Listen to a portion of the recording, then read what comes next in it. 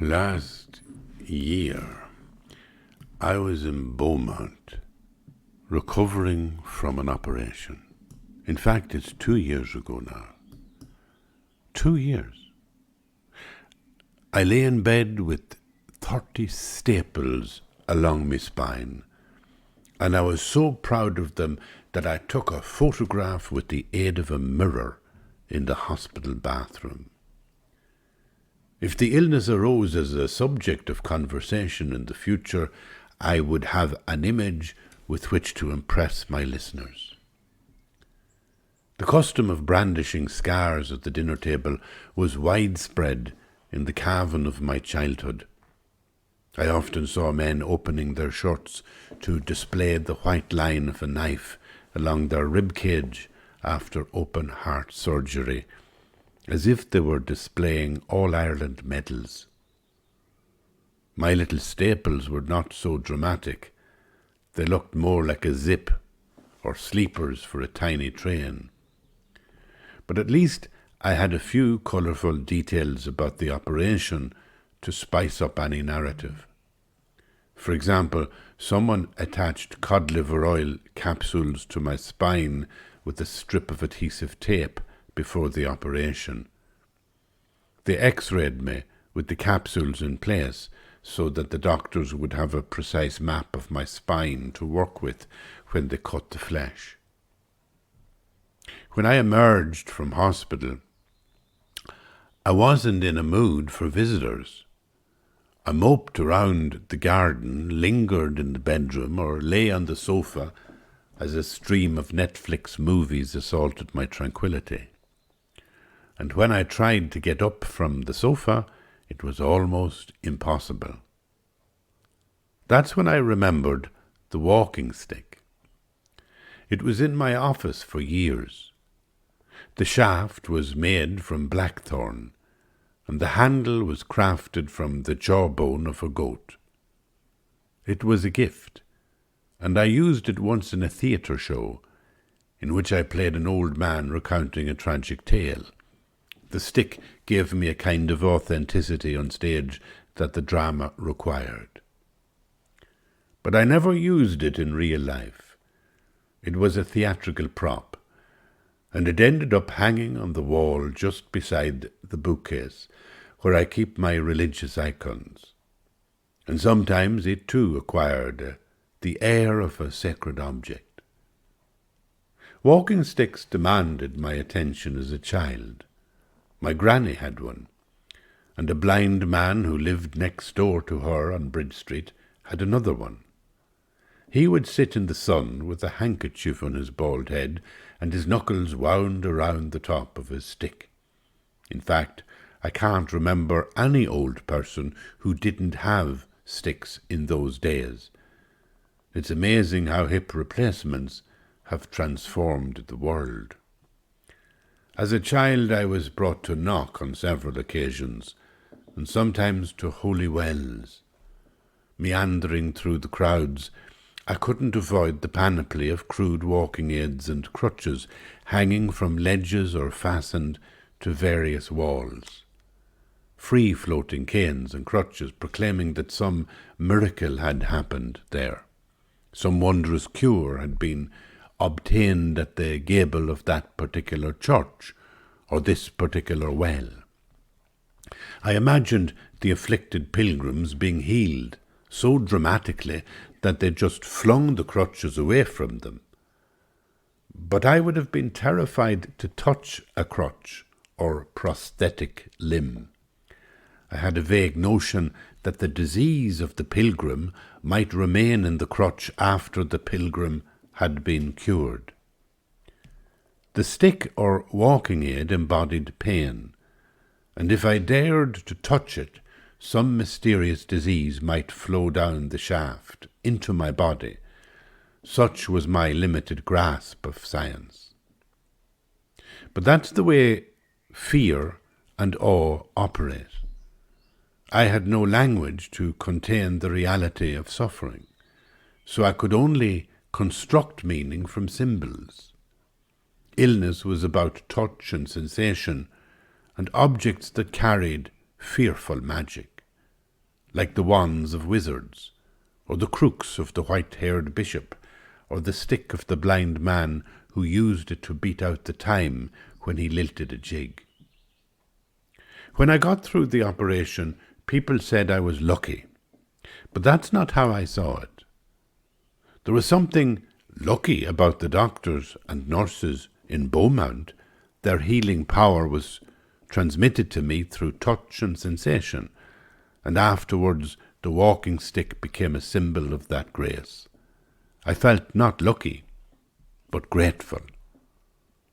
After a while I could rise from the sofa like a lark from its boggy nest, and the stick returned to the wall beside the bookcase of holy objects, because it too was a symbol, a wand of invisible healing, an icon of the wound. And I suppose that's it, isn't it? An icon of the wound where the light came in. So most of the time I think of icons, as the beautiful manifestation of the divine presence. And divine, you can have the mentor deity, you can talk Buddha, you can talk Christ, you can talk God, whatever you want. But the icon then is some way a kind of an image of this. People say you should never make images of God. Never. And that's good, because it's like, the light of God is so intense. The root of all our being is so amazingly intense that we need to shelter from it. We need to kind of have a veil. And so in Islam, they say never make an icon. And they said it the same in early Christianity. There was a period where they smashed up all the icons, got rid of all the icons, said, no, we can't, make an image of Christ or of Jesus on a piece of wood. It's like, don't do that. Don't call that God. That's wrong. That's deifying an image. That works very well, when you're praying, when you're meditating, when you're trying to get over that threshold and experience the otherness and yet the presence of God as the kind of ground of your being. Sometimes an image can help, but not if the image becomes completely real. If you get too focused on the icon, you're missing actually the touch and the breath of God that is in the wind, that is in the trees, that's in the grass and the sky. The sense of God's presence is everywhere. And yes, that means everywhere and nowhere. It means like, don't just focus it in one place and sort of fetishize. You could say in a shocking way that sometimes ritual becomes a fetish. That the Eucharist, that the kind of objectification of God into the universe as we know the universe, and pointing at it and looking and thinking and saying, oh, that's God there. It is. It is. I mean, I completely fall on my knees and prostrate before the Blessed Sacrament within the Catholic tradition. But don't fetishize it, because I have to remind myself not to. God is everywhere. Everywhere, like in the leaf on the tree. This is the Blessed Sacrament. The clouds above Loch Allen. Everything is the presence. And it manifests in our cosmos, within our capacity to experience it, it manifests. And is there. So its there-ness is its divinity. It calls us to that which is beyond what we experience, as being the ground of all experience. That's the presence. And it's there. And this week I'm really coming back to that sense in myself of a kind of an enthusiasm for that realization.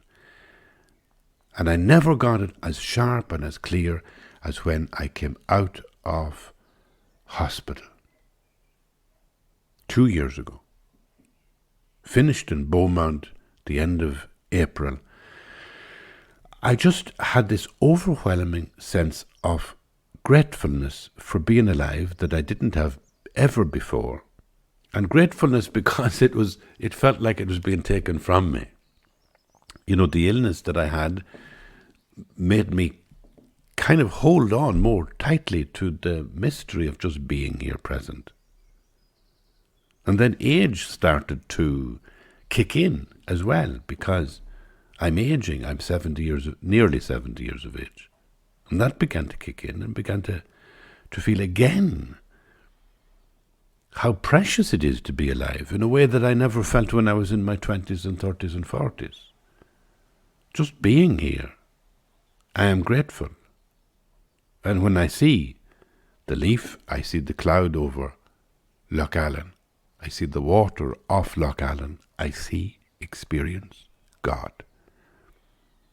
Not God in essence, but the remote reflection of God. It's like you couldn't get any nearer the fire if you think about God as the fire of ultimate reality, of the ground of being. Then the material cosmos is the expression. And where people make the mistake in secular society, they scientifically look at the cosmos and then say there is no God in this. And they may be making the mistake because religions have constantly made the mistake themselves, implying that God can be some sort of thing contained within the universe and controlled or mediated. And, you know, if we are the clerics of the particular religion, then we're the ones who will mediate God to you. But really God is outside the universe, underneath the universe, above, below, beside, beyond. But the universe is the manifestation of a light so intense that we can only experience this in the way we experience it. So the sense of God's presence is always like the hidden presence.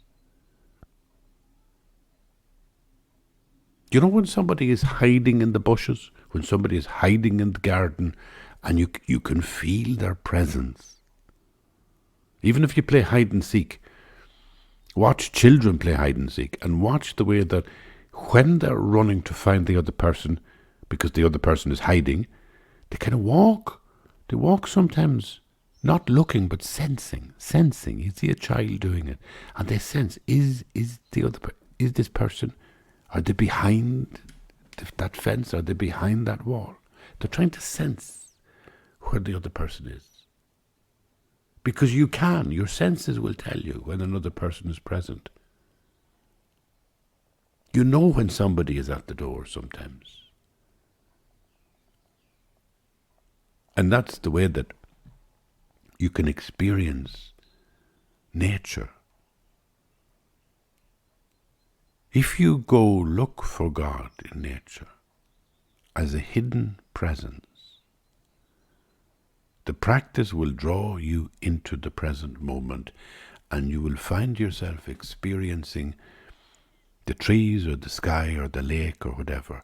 You will find yourself experiencing it like a presence, like there's some hidden person with you. It's like your emotions, your heart kind of goes out into the garden.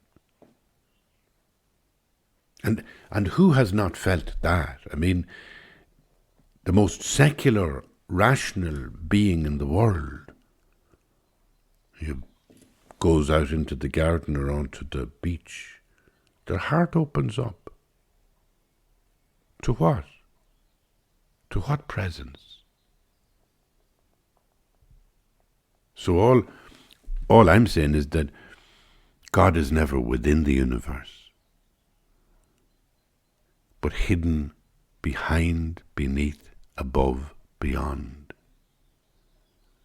This cosmos as we experience it is all that we can manage to experience of the intense, complete beauty of the Godhead.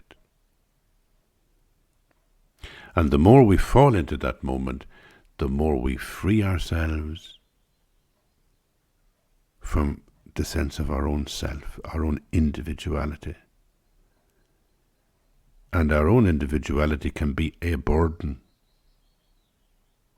So we free ourselves from it by contemplating on the hidden presence of God in the garden, in the sky, in the world. I love this time of year to do that because, I always feel there's a better chance to get out into the garden at this time of year. Get out into the world at this time of year. And I'll just finish up by reflecting, about being ill in another way. Being ill is like forgetting who you were. You get lost in a forest of unease, and it's difficult to remember life before the catastrophe. Fortunately, I seem to be emerging from the forest, and this is a reflection a year ago. But I'm still saying that line, I'm just emerging from the forest. For 3 months, I could only see fog in my left eye. But thanks to a surgical procedure, I can gaze at flowers once again with both eyes, which is a little miracle. I feel so good I'm even trying to reinvent myself. Last week, I did a gig in Dublin with some amazing talented young artists. The singer, A.E. Mack, was on the bill, and just before my spot, she gave a stunning rendition of Chelsea Hotel. I had prepared a monologue about a rural bachelor, but by the time A.E. Mack had dazzled the audience, I realised my whinging recitation would be out of place. So at the last minute, I sang The Rocks a Bawn instead, a ballad suitable enough for Methuselah. Oh, come all ye Lyle heroes and listen unto me. It's the dirge of a clearly depressed male singing about another depressed male. But people love it. So I gripped the microphone fearlessly and gave it socks. Don't hire with any farmer. When I got the bus pass a few years ago, I still paid bus fares because I didn't want anyone to think I was old. I considered myself youthful until a pregnant woman stood up in a tram one day and offered me her seat. But I don't hide my seniority any longer.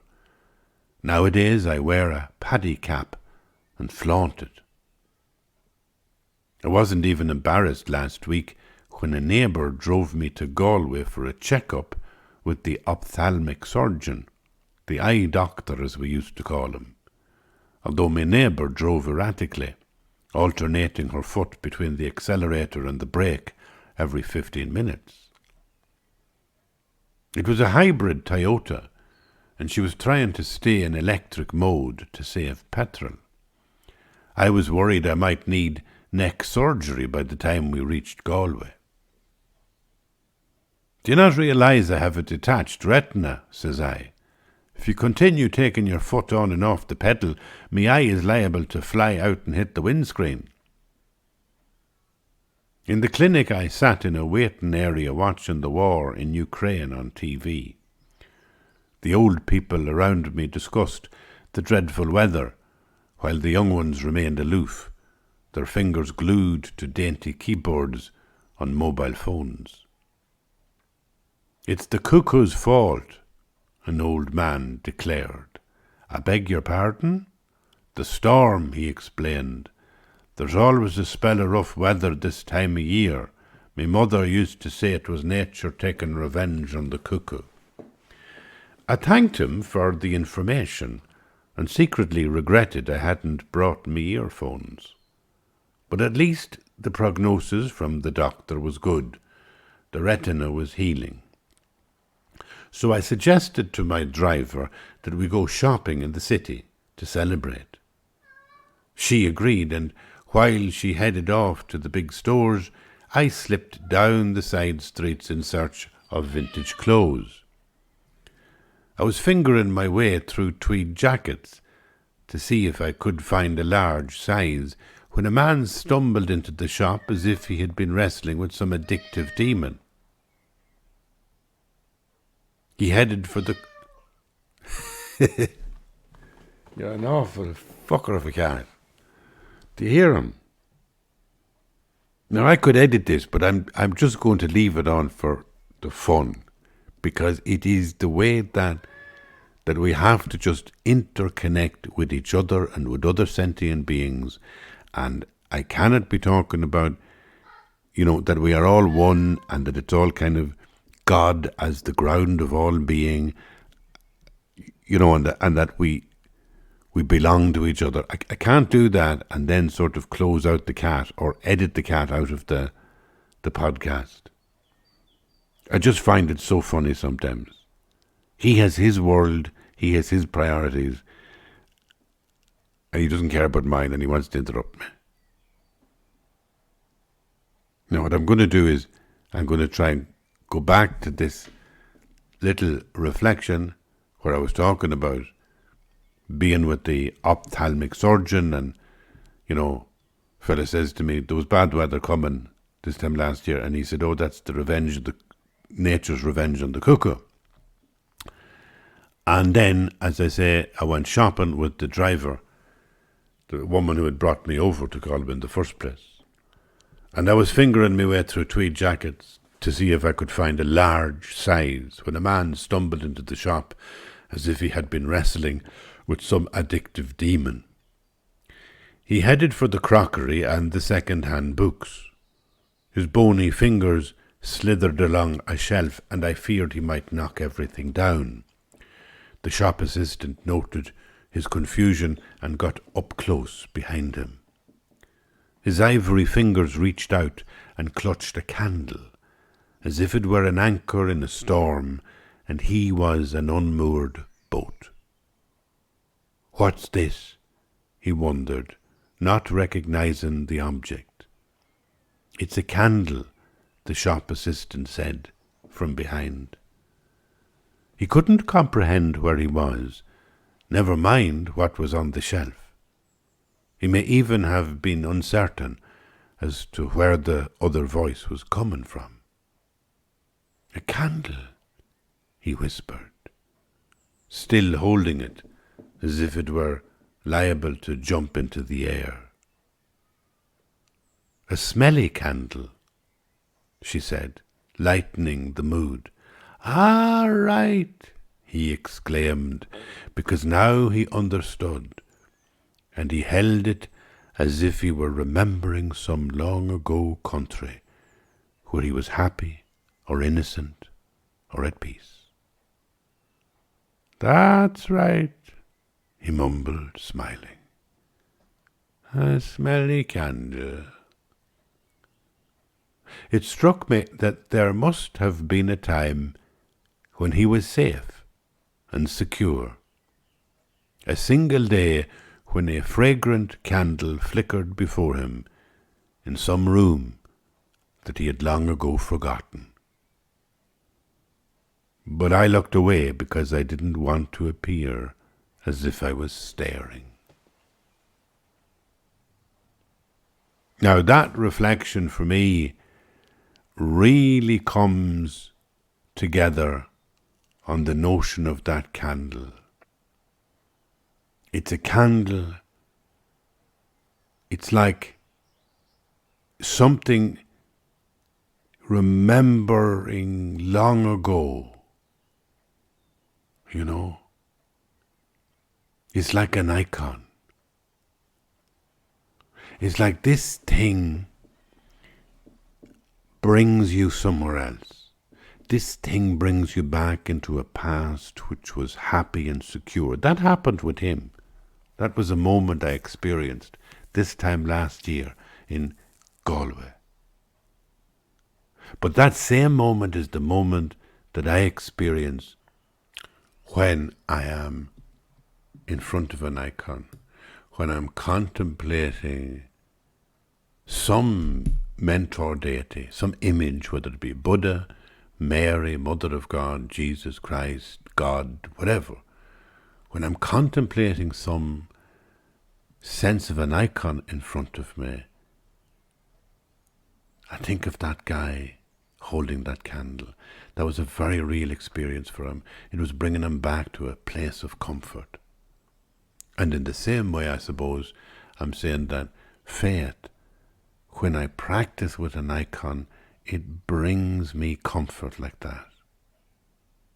The only difference is that I'm not talking about an infantile comfort. I'm not talking about like my own lifetime or the childhood that I came from. I'm talking about it in a metaphysical way. That there is an aspect of me that comes from the immeasurable depth of God. And that when I experience contemplating before an icon or contemplating, whether it be Christian or Jewish or Buddhist, it's like I'm feeling the sense that it brings me into the presence of that love. So it's not the icon itself. The icon itself is part of the practice. It's part of the dynamic that allows me into the present.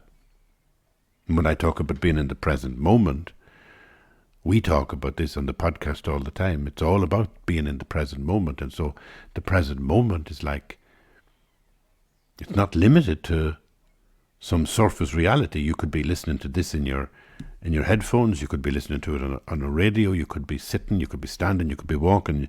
You might think, well, being in the present is like being in that literal space.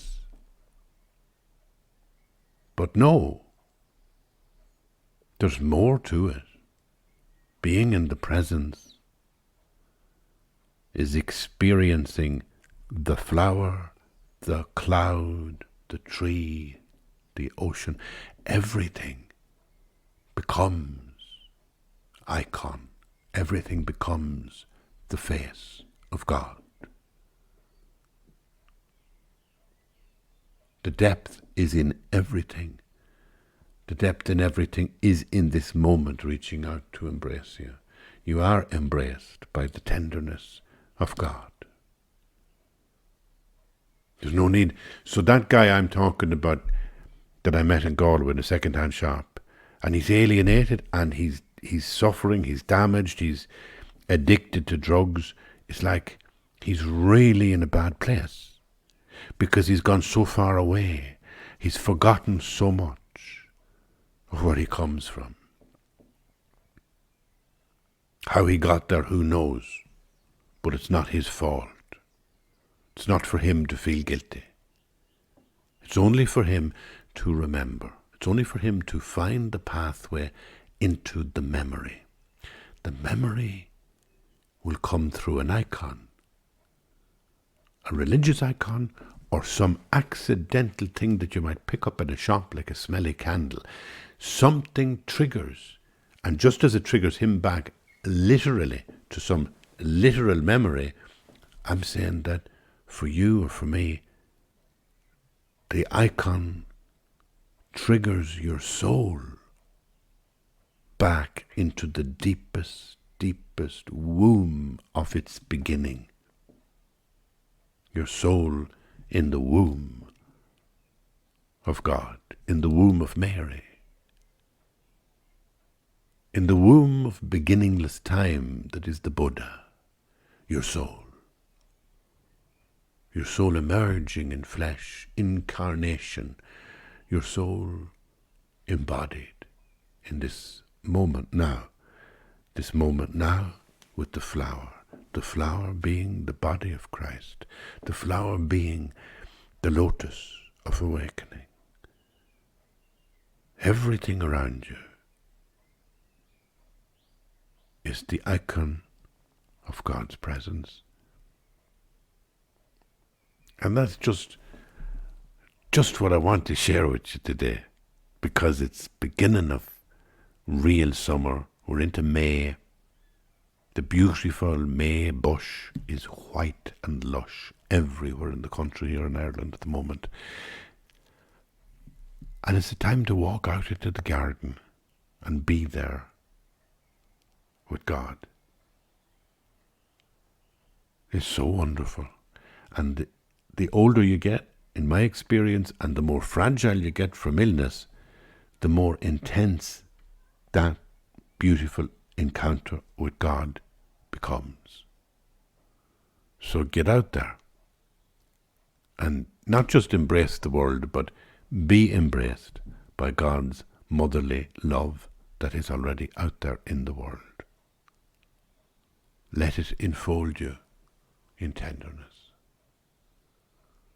Thank you for being here. There are 2 more podcasts coming this evening. Bye-bye.